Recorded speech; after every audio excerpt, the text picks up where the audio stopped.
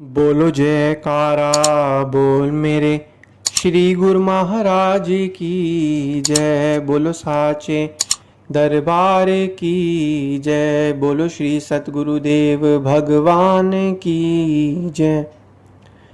सौभाग्यशाली गुरुमुख सज्जन मंडली, इसी प्रकार अपने मन एवं चित्त की समस्त वृत्तियों को एकाग्र रखते हुए अपना ध्यान सम्मुख विराजमान श्री परमहंस महान विभूतियों की ओर लगाते हुए और अपनी मुख रसना को पवित्र करने हेतु एक बार ऊंची और मीठे स्वर में बोलिए जयकारा बोल मेरे श्री गुरु महाराज की जय। बोलो साचे दरबार की जय। बोलो श्री सतगुरुदेव भगवान की जय। गुरुमुखों, एक बार की बात है, लीला श्री तृतीय पातशाह जी महाराज जी की।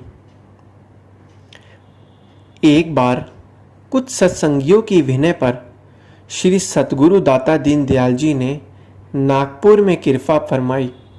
प्रेमियों ने आपका भावभीना स्वागत किया। सभी प्रेमी व जिज्ञासु श्री दर्शन तथा श्री अमृत वचन सुनकर कृत्य कृत्य हो रहे थे। 3 से 4 दिन तक सत्संग प्रवाह चल रहा। उसके बाद जब आप वहाँ से अन्य स्थान पर पधारने लगे तो प्रेमियों ने काफ़ी विनय की कि हे प्रभु, कुछ दिन और यहाँ पर रहकर प्रेमियों की प्यास बुझाइए। आपने फरमाया अब हमें अन्य स्थान पर अवश्य जाना है। आपकी मौज को देखकर प्रेमियों ने रेलगाड़ी का प्रथम श्रेणी का डिब्बा रिजर्व करवा दिया। अतः आप नियत समय पर अपने सेवादारों तथा प्रेमियों सहित प्लेटफॉर्म पर पहुँचे। रेलगाड़ी आई और आप कंपार्टमेंट में विराजमान हो गए। सारी संगत प्रेम विभोर होकर प्रेमाश्रु बहाती हुई आपके श्री दर्शन कर रो रही थी। प्लेटफॉर्म पर कुछ दूरी पर 3 से 4 अंग्रेज आश्चर्य से इस दृश्य को देख रहे थे। उन्होंने आपस में इस बात की चर्चा अंग्रेजी में की कि भारतवर्ष संत महापुरुषों ऋषि मुनियों की तपोभूमि है। त्रेता में भी श्री रामचंद्र जी महाराज तथा द्वापर में श्री कृष्ण जी महाराज जी ने भारत भूमि पर अवतार लेकर इसे कृतार्थ किया और अब कलयुग में भी वही संत स्वरूप में जीवों का कल्याण कर रहे हैं। यह भी वही अवतार प्रतीत होते हैं। पास में ही सुख सागरानंद जी उनकी बातों को सुन रहे थे। प्लेटफॉर्म से गाड़ी ने प्रस्थान किया। सब संगत प्रेमाश्रु बहाती हुई अपने घरों को लौट गई। महात्मा जी ने उन अंग्रेजों से कहा, सत्य है आपकी बातें, लेकिन परख की दृष्टि रखने वाले ही इस संत रूप भगवान को पहचान सकते हैं। तब अंग्रेजों ने पूछा, यह महापुरुष कहाँ से आए हैं? यह तो कोई महान हस्ती दिखाई देते हैं। महात्मा जी ने कहा, यह महापुरुष मध्य प्रदेश में से श्री अनंतपुर से आए हैं। यह उच्च महान हस्ती के महापुरुष हैं, लेकिन बाहरी आंखों से उनकी महानता को जानना कठिन है। किसी सौभाग्यशाली को ही उनके श्री दर्शन प्राप्त होते हैं। उन व्यक्तियों ने कहा कि यदि हमें पहले पता होता तो हम भी उनकी पावन संगति को प्राप्त कर कृतार्थ हो जाते। इस प्रकार महात्मा जी सतगुरुदेव महाराज जी के गुणानुवाद गाते हुए आश्रम लौट गए। तो गुरुमुखों, हमें जो ये मानुष जन्म मिला है, हम कितने खुश नसीब हैं कि हमें मानुष जन्म मिला है।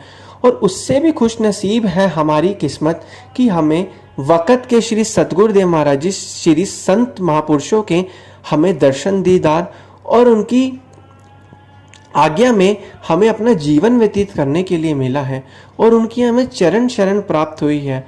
वरना इस कलयुग में क्रोध की आंधी में इन सभी जो संसारी जीव हैं वो जल रहे हैं।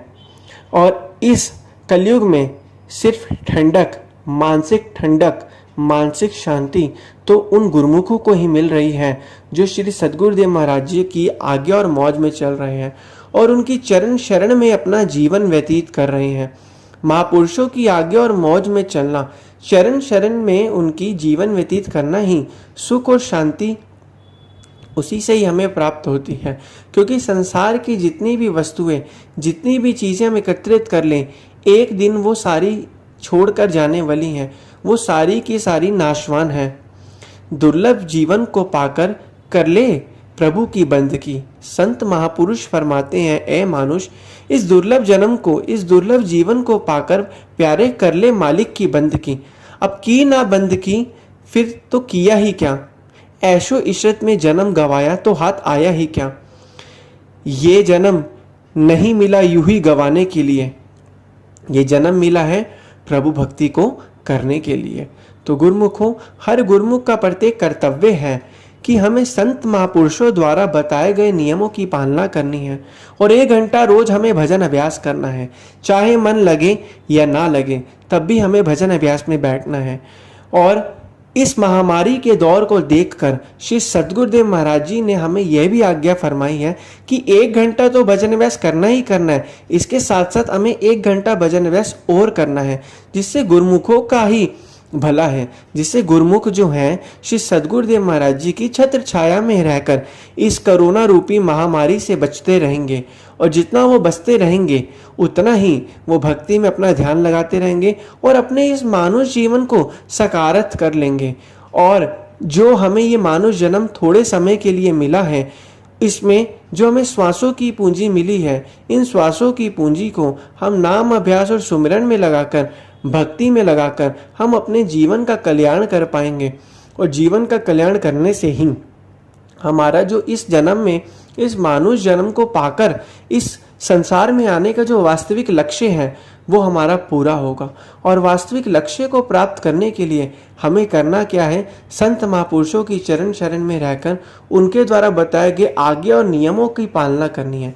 जितना जितना हम उनके द्वारा बताए गए आज्ञा में चलेंगे और उनके नियमों की पालना करेंगे, उतना उतना हमें अंदर ही अंदर आत्मिक शांति और सुख प्रतीत होता रहेगा, जिससे हमारा ये जन्म भी सुखी होगा और परलोक भी सुखीला बनेगा। बोलो जयकारा बोल मेरे श्री गुरु महाराज की जय, बोलो साचे दरबार की जय, बोलो श्री सतगुरुदेव महाराज की जय।